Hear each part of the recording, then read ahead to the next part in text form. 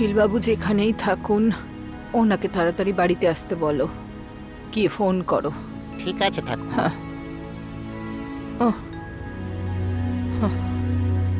আহ,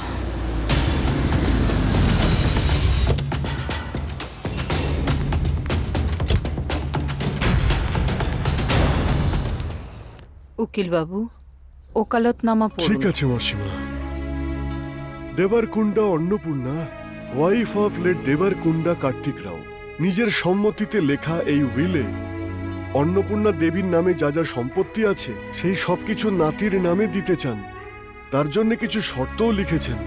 দেবারকুন্ডা কার্তিক, আজ থেকে শুরু করে 1 মাসের মধ্যে তোমাকে বিবাহ করতে হবে, আর সেই বিবাহ তোমাকে সম্পূর্ণ আইন মেনেই করতে হবে, মন থেকে নয়।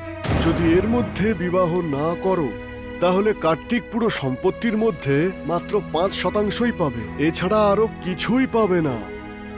বাকি পুরো সম্পত্তি সরোজিনী অনাথ আশ্রম পাবে, এটাই লেখা রয়েছে।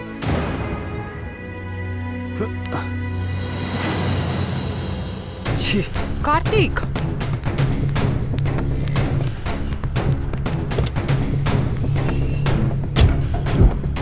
দেবারকুন্ডা কার্তিক, আজ থেকে শুরু করে 1 মাসের মধ্যে তোমাকে বিবাহ করতে হবে।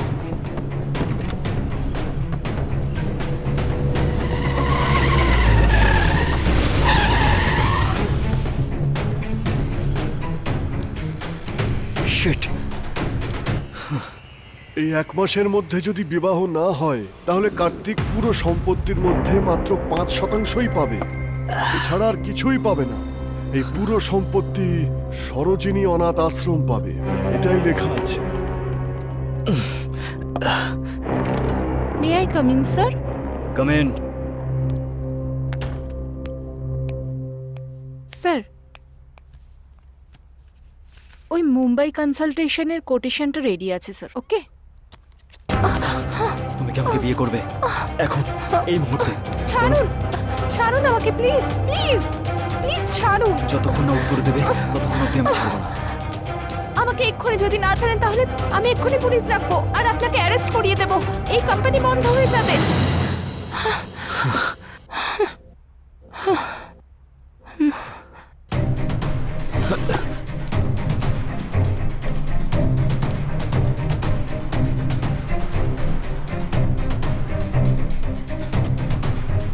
এই নাও, আর তোমাকে অফিসে আসতে হবে না।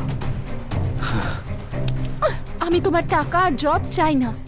দেখো মিস্টার কার্তিক, তুমি আমার বস ছিলে সেই জন্য ছেড়ে দিচ্ছি, বুঝেছো? না হলে তোমায় আজ বলে দিতাম। Mind it.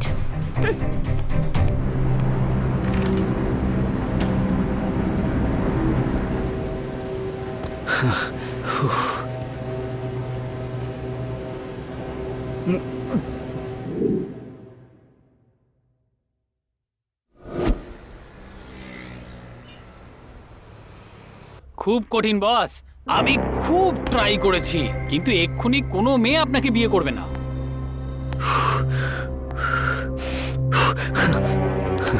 যত চাই তত দেব, কিন্তু যে কোনো কাউকে নিয়ে এসো। আমার কাছে এখন একদমই সময় নেই। মনে আছে বস, সেই জন্য আপনার জন্য, শুধু আপনার জন্য একটা ত্যাগ করার কথা ভাবছি আর আমি। সেটা কি? আমি ভাবছি আমার শালি বিয়েটা আপনার সাথে করাবো।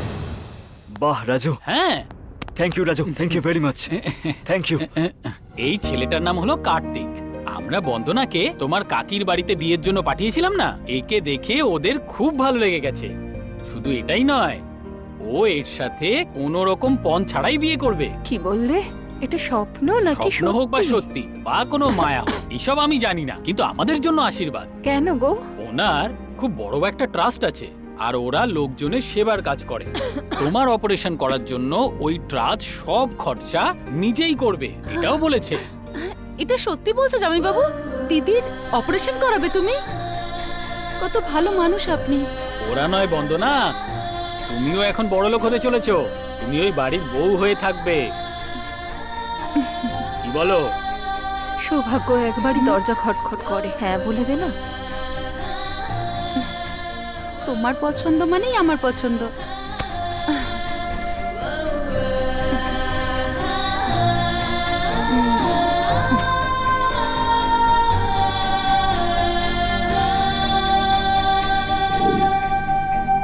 তাহলে স্যার ভালো মুহূর্তেই এই শুভ কাজ শুরু করুন। ঠিক আছে মাসিমা।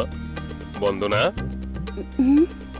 আপনি কি কার্তিককে বিয়ে করতে রাজি আছেন?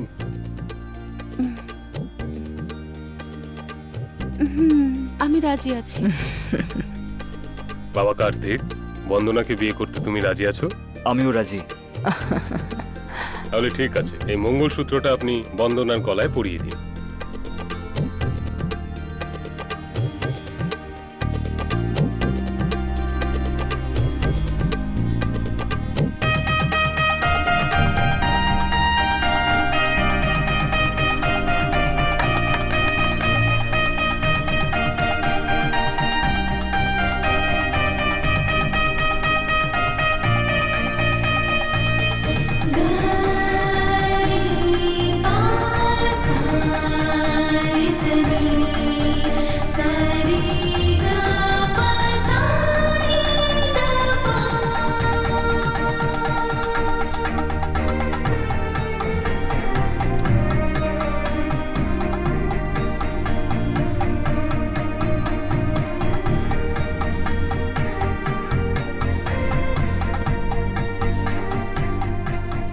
দীর্ঘজীবী হও তোমরা, 100 বছর ধরে এভাবেই একসঙ্গে থাকো। 1 বছরের মধ্যেই যেন আপনি নাত নাতনির মুখ দেখেন, এরকম আশীর্বাদ দিন আপনি। আরে আরে, একটু দাঁড়াও না।